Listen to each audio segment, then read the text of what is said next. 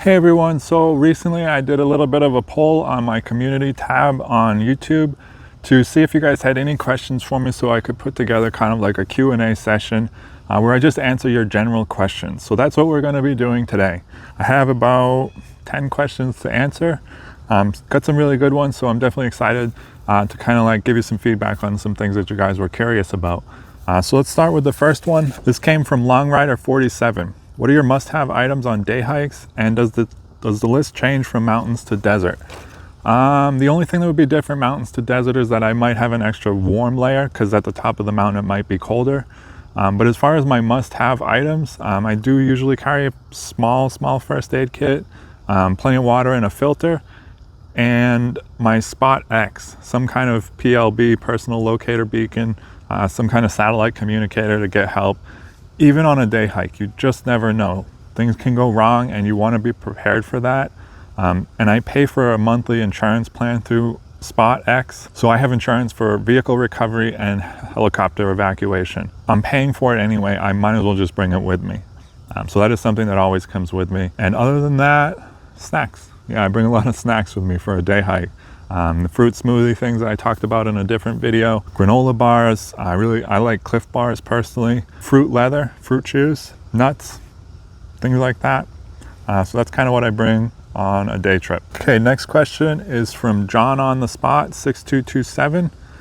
He said, what footwear advice do you have for backpacking in different terrains, i.e. mild versus strenuous? Do you change for water crossings or lowland wetness? There's a little bit of a debate in the hiking community where the hiking boots are better than trail runners. I actually fall somewhere in the middle and I use like a hiking shoe. This one from Colombia. It's got a really good sole. It's really comfortable. And this is just mesh. There's no fabric here, so they're really well ventilated. However, if I know that I'm going into a situation where there's going to be water, if I was doing West Fork up in Sedona where I know like half of that trail I'm going to literally be trudging through water, then I would bring water specific shoes. You know, I have this other hike coming up. It's a canyon. It's a lot of water. I will be wearing water shoes for that. But typically if it's just like a water crossing on a normal trail, I try to avoid getting my feet wet if I can. And if I absolutely can't, then these dry out pretty quickly anyway. So that's kind of what I do as far as footwear. And the next one from Mr. Generic Head, how do you plan a trip? Most of my hiking trips, I plan using All Trails. It's an app on the phone. I pay for the pro plan. I think it's like $30 a year. So definitely not that expensive. I'm able to kind of filter through and say, you know, I want a trail for backpacking or day hiking. Do I want a loop trail or an out and back?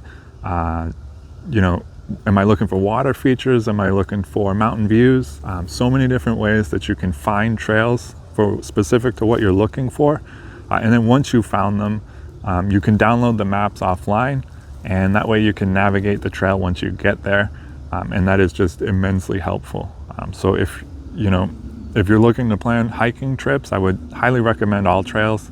And if you're really serious about it, then just spend the $30 for the year. I think it's a one-time fee for the year.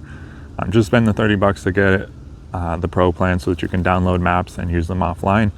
The only caveat here is that All Trails lies about mileage for sure. It'll say 15 miles, it's probably going to be 18. That's just the nature of All Trails for some reason. But other than that, it's really great. And the next one from Bactrian and Rider. Which video editing software do you recommend, and how are you adding music to your videos? The software that I use is Adobe Premiere Pro. It's a monthly plan you have to pay for monthly, which is super annoying.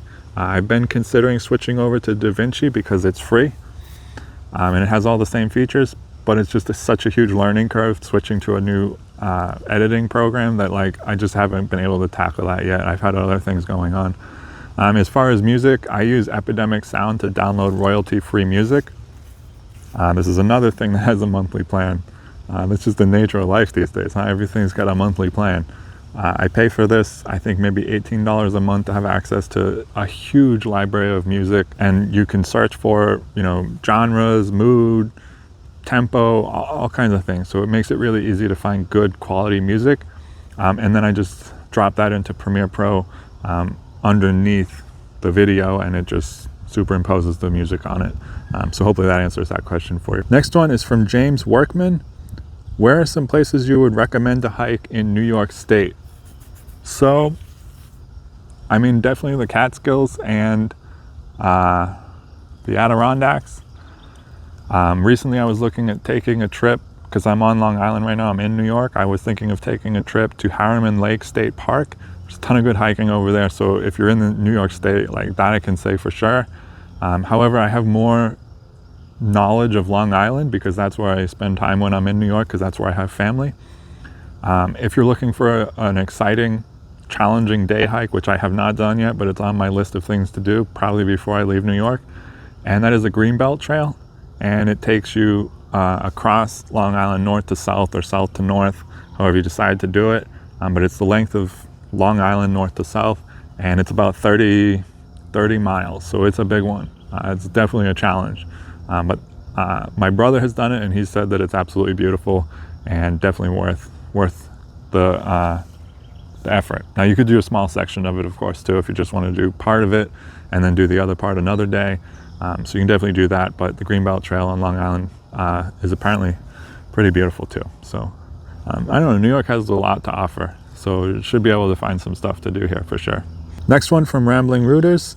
Best, most valuable takeaways you've learned by experience and changed out on the trail or motorcycle travels.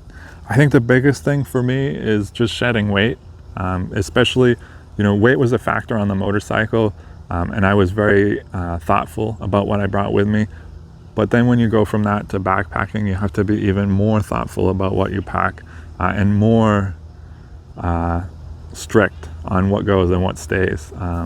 So a lot of luxury items that I used to have for motorcycle camping, I no longer bring with me. So that is one major takeaway. The other one is just that the important thing is just getting out there. Just getting out there and doing whatever it is that you want to do outdoors in nature, whether that be motorcycling or hiking or backpacking or just camping, just car camping. The important thing is to just get out there. And things have changed for me. I made a video talking about this already, but I don't ride a motorcycle anymore. But I didn't give up completely being out in nature and reconnecting with the earth and all of that. It's just so important for mental health, and especially for me. I got a lot of mental health issues, and being out in nature definitely helps. It just does.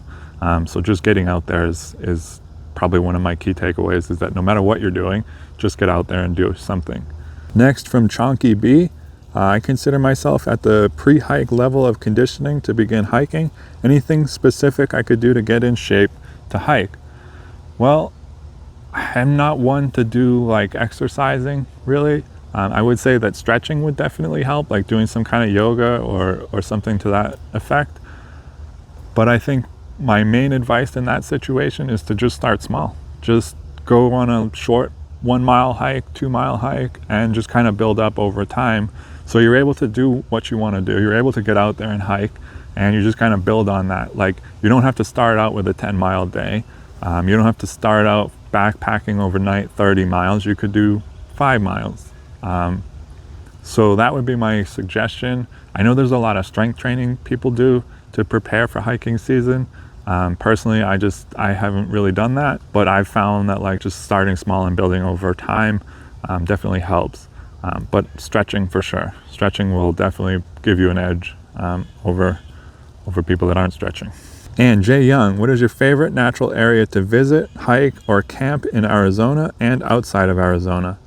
This was a two-part question. That was part one. My favorite area in Arizona is near Payson. There's just a ton of good stuff over there. It's mountainous, up on the rim. A lot of trees, a lot of elk, a lot of animals, a lot of water, rivers and springs and, all kinds of things like that. So the Payson area, kind of outside of Payson too, though. And then outside of Arizona, I really love Utah. It's the most otherworldly state for outdoor activities, and I really love Idaho and just the Pacific Northwest in general. Someday it is my dream to live in a van and spend some summers up in the Pacific Northwest just exploring and hiking and checking everything out. I spent a pretty good amount of time up there, and it is just awesome. So I want to spend more time there, and I want to do more exploring there. The second part of this is, what music do you listen to, and a favorite band? this evolves and changes so frequently, it's hard to really say. I've gone through so many different iterations of what I listen to. Most recently on Pandora, I've listened to a lot of Glass Animals and also this band called Fela. That's a new one for me. I just started listening to them, but it's really like trippy, chill out music. You know, I don't know, like I like the relaxing nature of it. It's just very mellow. So that's kind of what I listen to now, but like I have gone through phases with almost every band that you can name, where I enjoy all types of music and all genres and all bands, but for now, those are the two that are kind of like stand out as what I've been listening to recently. And one other question that I got, I can't remember who asked it. I printed out the questions that I read so far. I didn't print this one out, but I saw on my phone that I got a question about why I don't ride a motorcycle anymore. And I just did a video on this, but just to briefly touch on it again, I had some mental health issues come up. I don't want to get into everything, all the details about it, but it just kind of changed me as a person. I don't know why, but I'm just not interested in riding motorcycles right now. I thought for sure it was a lifelong thing, and I will probably get back to it at some point. But as far as right now, I'm enjoying hiking, I'm enjoying backpacking, I'm enjoying being out in nature on foot, and I'm planning on sticking with that for a while and seeing where that takes me. Just changing things up. You know, I did a lot of riding in the last 10 years, almost 15 years actually, like a couple 100,000 miles, you know, all over the place. And maybe I just got burnt out on it, to be honest with you. I do think I'll get back to it eventually, but not in the near future. So I hope that answers that question for you. And I'm sorry I couldn't remember who asked that question. But anyways, that's the Q&A. So I hope you guys enjoyed this video. Thanks so much for hanging out with me, and I will see you in the next one. Bye.